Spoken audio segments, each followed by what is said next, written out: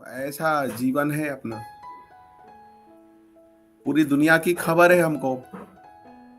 कुछ लोग होते हैं जिनको पूरी दुनिया की खबर होता है, अच्छी बात है।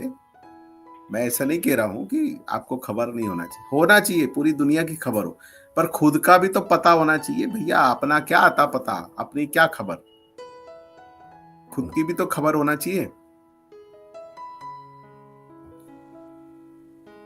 10 साल से कुछ अंदर अंदर कुछ चल रहा है, बाद में सोनोग्राफी हुई, एमआर हुई, तब पता चला ये निकला। अरे भाई, तुमको तो पूरी दुनिया की खबर दी, तुमको नहीं पता था क्या? तुम्हारे पेट में ये, तुम्हारे सिर में ये, तुम्हारे हाथ में ये, तुम्हारे हार्ट में ये। तो इसको हम ऐसे बोलते हैं कि पूरी दुनिया की खबर है और खुद का पता नहीं। नहीं तो 30-40 साल पहले सिर दुखने वाला होता था ना, तो आदमी को 2 घंटे पहले पता चल जाता था कि मेरा सिर दुखने वाला है। बुखार आने वाला है तो 4 दिन पहले पता चल जाता था। शरीर छूटने वाला है तो साल भर पहले, 8 महीने पहले, 9 महीने पहले लोगों को पता चल जाता था। इतना शुद्ध, सात्विक और आध्यात्मिक जीवन होता था।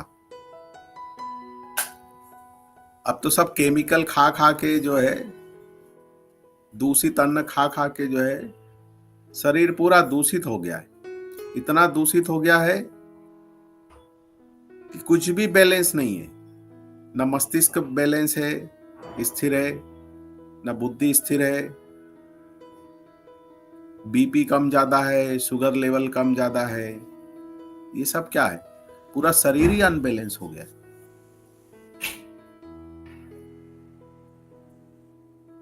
ताकत ही नहीं है शरीर में, ऊर्जा ही नहीं है। डिप्रेशन में है, चलायमान मन है, अस्थिर चित्त बोलते हैं हम उसको।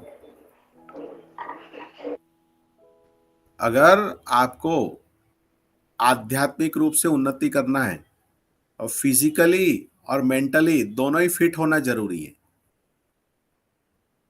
आप जानवर जैसी आपकी जिंदगी थोड़ी है कि सुबह खा लिया फिर सो गए, रात को खा लिया फिर सो गए और जानवरों जैसे भटक रहे हैं। जीवन का कोई उद्देश्य ही नहीं है। पशु पंछी भी तो, उनका भी सिस्टमेटिक जीवन होता है, तो हमारा जीवन तो उससे भी बदतर हो गया है। सोचो जरा, हो गया है कि नहीं हो गया? उनके जीवन में भी कोई सिस्टम है। उनके सोने का समय है, उनके उठने का समय है, उनके खाने पीने का समय है। क्या खाना है वो भी उनका फिक्स है। अब एक मनुष्य एक ऐसा हो गया है कि इतनी श्रेष्ठ योनि भगवान ने उसको मनुष्य बनाया और वो उससे गिर करके पशु से भी ज्यादा बदतर हो गया है। मोर वर्स्ट लाइफ देन एनिमल।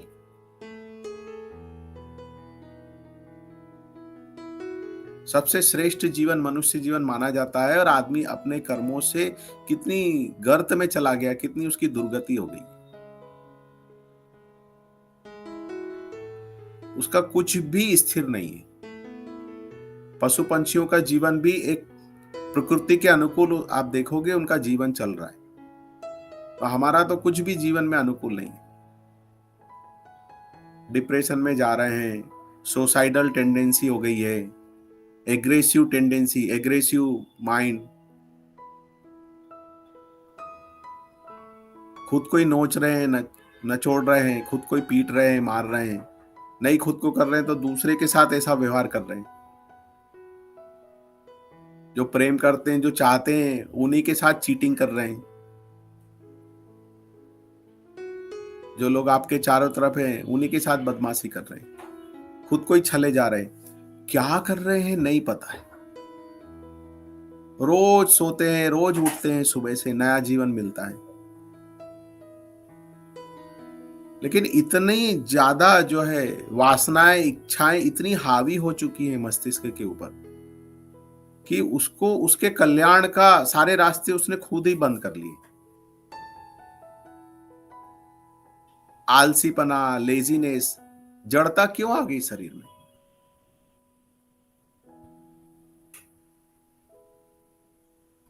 और जो ओवर एक्टिव हो गए ना, उनको भी, उनके भी मस्तिष्क में कोई बैलेंस नहीं है। ओवर एक्टिव बस एनर्जी है, उसको बोलते हैं दिशाहीन मिसाइल की तरह। एक दिशाहीन मिसाइल होती है ना, उसका कोई लक्ष्य नहीं है। बस आडे होडे एनर्जी है, एडीएचडी, और या तो वो है, और वो इतनी ज्यादा एनर्जी है कि उसके बाद उसी से थक गए, उसी ऊर्जा से थक गए, फिर क्या हो गए, लेजी हो गए। या तो टू मच इधर है या टू मच इधर है। पूरे जानवरों से भी ज्यादा बदतर लोगों का जीवन हो गया। देखो आप अपने चारों तरफ लोगों को, अच्छा जो मिला है उसका वैल्यू नहीं है, परमात्मा ने जो दिया है ना उसकी कीमत ही नहीं है, जो नहीं मिला है उसके पीछे भाग रहे हैं। अभी बहुत से देशों में तो गवर्नमेंट खाने को दे रही है, पैसा दे रही है, मकान दे रही है, फ्री मेडिकल दे रही है, फ्री एजुकेशन दे रही है, लोगों को उसका वैल्यू नहीं है, उसकी कीमत ही नहीं है। और आप भारत देश में देख लो, गरीबी में रह करके, अभाव में रह करके कलेक्टर एसपी हो गए, अभाव में जीवन जी जी के बड़े बड़े साइंटिस्ट हो गए, और जिनको सब सुविधाएं मिल रही है वो अपने घर गृहस्थी का जीवन भी अच्छे से आनंद पूर्वक नहीं जी पा रहे। हर 2 साल में शादी करते हैं और हर तीसरे साल डिवोर्स ले लेते हैं। हर 3 साल में वो लिविंग रिलेशन में जाते हैं, हर चौथे साल में, 4 साल भी बहुत ज्यादा हो गए, एक एक साल में ब्रेकअप, रिलेशनशिप ब्रेकअप। अच्छा क्या चाहिए, किस लिए वो जुड़े थे, उनको यही नहीं पता है। अब आप बताओ, पुराने समय के जो लोग हैं अगर खाने पीने का भी शौक रखते थे ना, तो वही शौक उनका बरकरार रहता था। अगर कोई दाल बाटी का शौकीन है ना, 10 साल बाद पूछोगे तो क्या बोलेगा, दाल बाटी की पार्टी हो जाए। कोई वरण भात का शौकीन है ना, 30 साल के बाद अगर आप पूछोगे तो 30 साल बाद भी उससे पूछोगे तो बोलेगा क्या चाहिए, तो बोलेगा वरण भात। यानी इतनी ईमानदारी तो है भाई। शौक पानी उसका ऐसा थोड़ी कि आज शौक दाल बाटी का है, 4 दिन के बाद उसका शौक जो है वो दाल चावल का हो गया, परसों उसका कड़ी भात का हो गया। नहीं, कितना स्टेबल है उसका, उसके शौक भी जो है वो स्थिर है कि भाई इतने ही लिमिट में, इतना ही उसको यही पसंद है। अब आजकल के आप बच्चों को देख लो भैया, आप भोग विलास के लिए भी जीवन में उतरे हो तो वो भी आपकी 4 दिन में ब्रेकअप हो रहा है, रिलेशन बदल रहे हैं। ये क्या है, हम तो आपको शौकीन भी नहीं बोल सकते। शौकीन तो पुराने जमाने में हुआ करते थे किसी भी चीज के, और उसमें भी एक मर्यादा होती थी, उसमें भी एक भद्रता होती थी, उसमें भी संस्कार होते थे। पूरे अपने अंदर का सिस्टम पूरा बिगाड़ लिया। पहले विवाह होते थे तो गोत्र कुल नाड़ी चेक करके फिर विवाह करवाए जाते थे। शरीर संबंध भी बनाना है किसी के साथ में तो उसमें भी बहुत सोच समझ करके उसमें उतरा जाता था, वो भी बहुत बड़ा विज्ञान है। अगर आपको कोई चीज का सुख भी लेना है, खाने पीने से लेकर के शरीर का सुख, कोई सा भी सुख लेना है, तो उसके लिए भी नियम कानून और सिद्धांत होते थे कि आप उसका सुख ही लो, विकृत ना हो जाओ उसके अंदर उतर करके, विक्षिप्त ना हो जाओ, मेंटल ना हो जाओ, या हर 6 दिन में, 6 महीने में, साल भर में पार्टनर ही बदल देते। तो ये क्या चल रहा है, आपको लग रहा है आप भोग रहे हो, आप कुछ भी नहीं भोग रहे हो, आप अपने आप को नष्ट कर रहे हो। संसार से ही परमात्मा तक पहुंचा जाता है, संसार में ही भगवान छुपा हुआ है। भगवान कहीं जंगलों में, हिमालय में, गुफाओं में कहीं नहीं। परमात्मा को जानना है तो पहले अपने जीवन को जानना पड़ेगा, जीवन के सिद्धांतों और सूत्रों को जानना पड़ेगा। जब तक उन सिद्धांतों से, उन सूत्रों से जीवन रूपी गणित को ब्रेक नहीं करोगे, तब तक आपकी मुक्ति नहीं है। ऐसे भी जीते जी भटकते रहोगे और मरने के बाद फिर भूत प्रेत की योनियों में भटकते रहोगे। कहीं भी आपको शांति नहीं है। अगर यहां पर आप विकृत हो, यहां पर आप भटक रहे हो, तो कई गुना ज्यादा तो आप वहां पर भटकने वाले हो, प्रेत योनि में जाकर के भटकोगे। ये बहुत गंभीर बात है जो मैं बता रहा हूं आपको। अगर आप इसको लेकर के गंभीर नहीं हो तो फिर आपका जीवन गया बेकार, पानी में गया।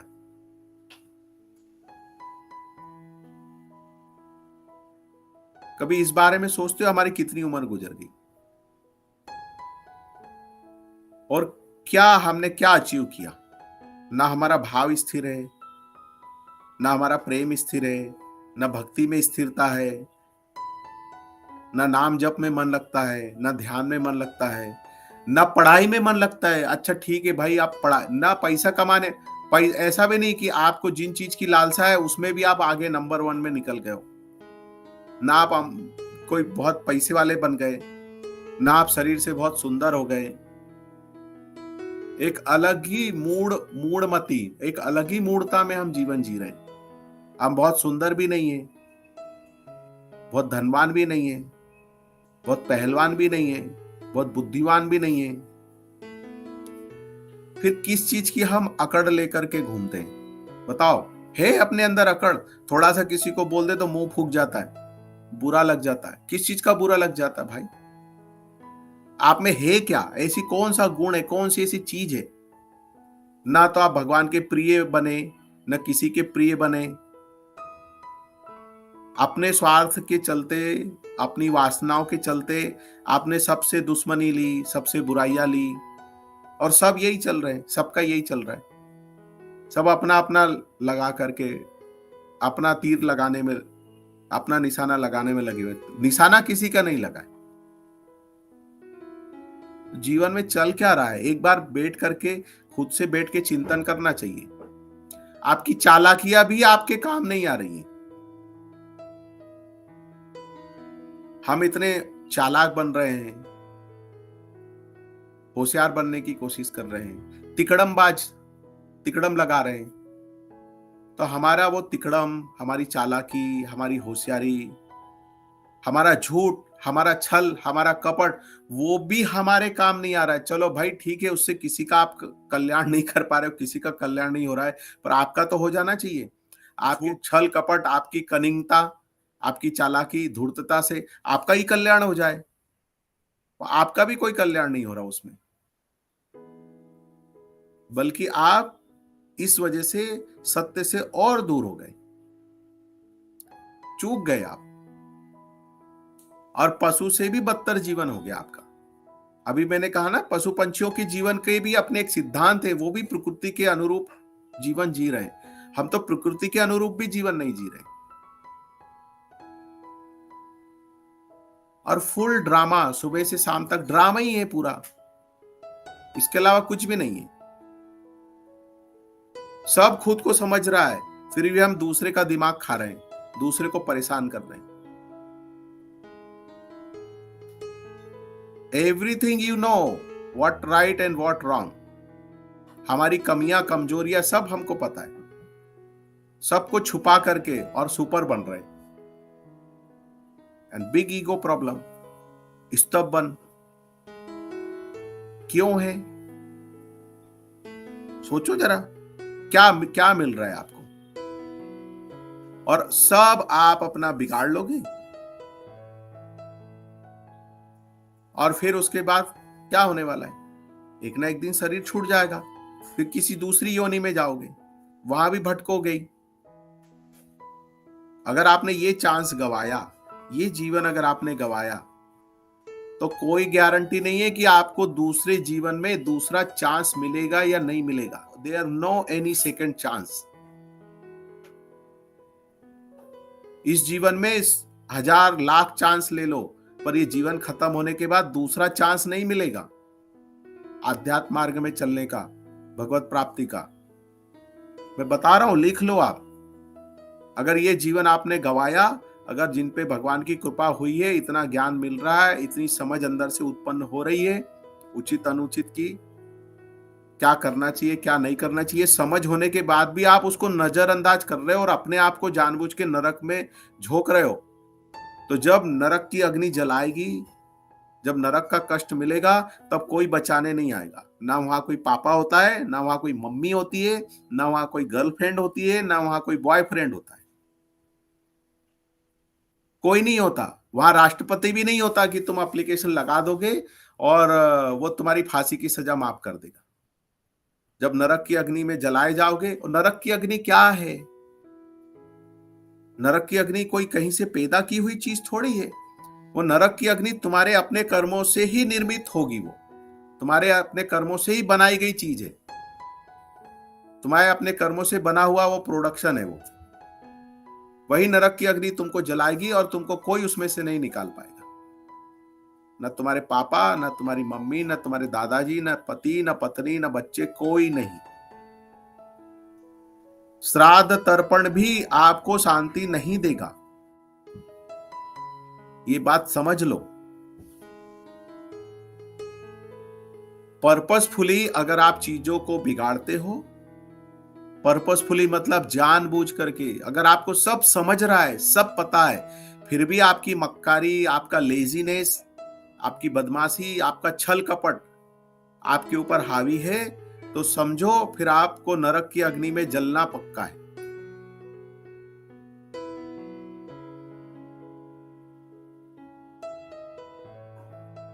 अनजाने में है वहां तक ठीक है। बार बार क्यों कहा जाता है कि सुबह जल्दी उठना चाहिए? क्योंकि नींद आपकी 5 बजे तक पूरी हो जाती है। उसके बाद जो आप सोते हो ना, वो सोते नहीं हो, वो सिर्फ जो है आप क्या कर रहे हो, जो उपभोग कर रहे हो, वो अपने आप को नरक में ले जाने वाला। आपकी नींद 5 बजे तक पूरी हो जाती है। आप अपने हृदय से पूछो, आंख बंद करके अपने आप से पूछो, पूरी होती है कि नहीं होती है?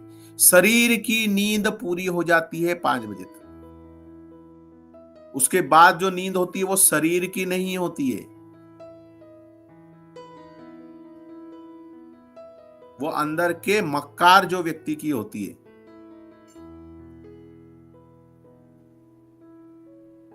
एक्स्ट्रा सुख लेने की जो लालसा होती है, बस वही आपका जीवन खराब करती है।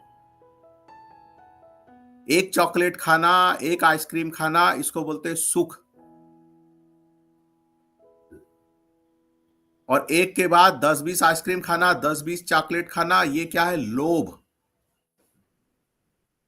ये आदमी का लोभ जो है आदमी को नरक में लेकर के जाता है।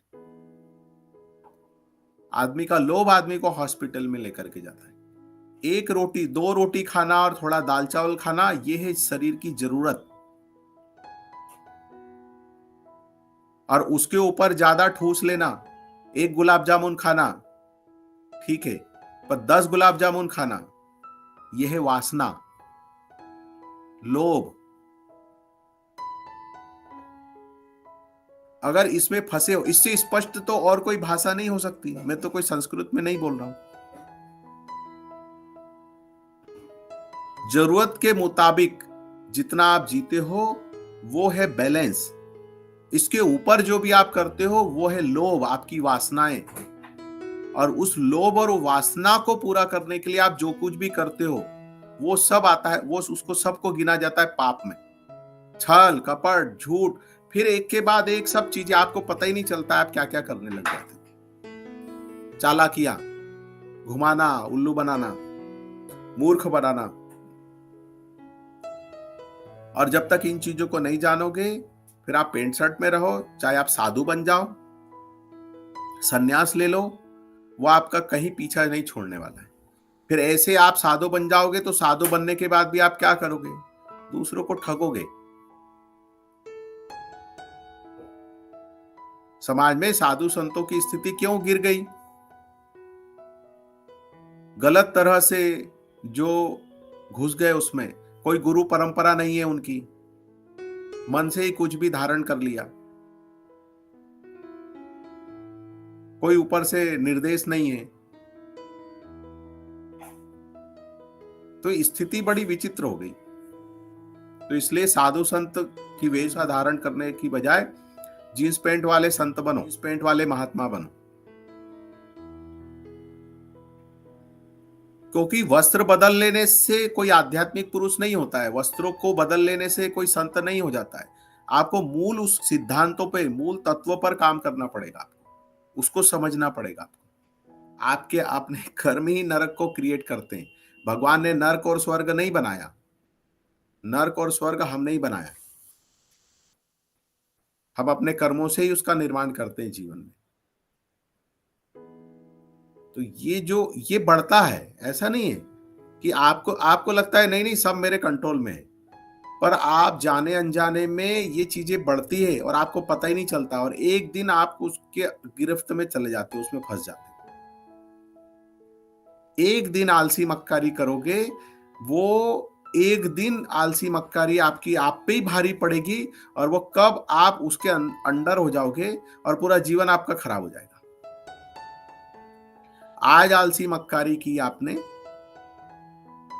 फिर वो दूसरे दिन, फिर तीसरे दिन, और फिर वही आपका जीवन बन जाता है। और फिर हम इतने स्तब्धन हो जाते हैं, इतने उसमें चले जाते हैं, हट्टी अकड़ू बन जाते हैं कि अब हमको वही सुख, हमको उसी में सुख भासता है, हमको लगता है यही सुख है। और फिर अगर कोई कुछ कह दे तो हमको कितनी मिर्ची लगती है, कितना बुरा लगता है। अब किसी ने कुछ बोलना भी नहीं चाहिए, न घर वालों ने न बाहर वालों ने। फिर डिप्रेशन में नहीं जाएगा आदमी तो क्या करेगा, घर से बाहर ही नहीं निकलता है, कमरा बंद करके अंधेरे में पड़ा रहता है। अगर किसी को अपने उद्देश्य नहीं समझ में आ रहे हैं, लक्ष्य नहीं दिख रहे हैं, तो जो बड़े लोग, महान लोग हुए हैं, या जो समाज में साधु संत हुए हैं, या अच्छे समाज सेवक हैं जो समाज में अच्छा कार्य कर रहे हैं, उनके साथ अपना लक्ष्य मिला लें, उनको जीवन समर्पित कर दें, तो भी जाके नदी, छोटा नाला बड़ा नाला जो आसपास है उसमें मिल जाए। वो बड़ा नाला बड़ी नदी में मिलेगा, वो बड़ी नदी और बड़ी नदी में मिलेगी, और अंत में जाकर तो सागर में ही मिलने वाली है। वो आपकी पहुंच सागर तक नहीं है, तो आपकी पहुंच अपने आसपास छोटे नाले नूले तक तो है। प्रयास तो करें कि हम उसमें मिल जाए। हमको हमारे जीवन का उद्देश्य नहीं पता है, तो जो उद्देश्य पूर्ण जीवन लेकर के चल रहे हैं, भगवत प्राप्ति, दीपक से दीपक जला रहे हैं, उनमें अपनी एनर्जी लगा दें, उनके साथ हो जाएं, तो भी आपका जीवन में कल्याण हो जाएगा।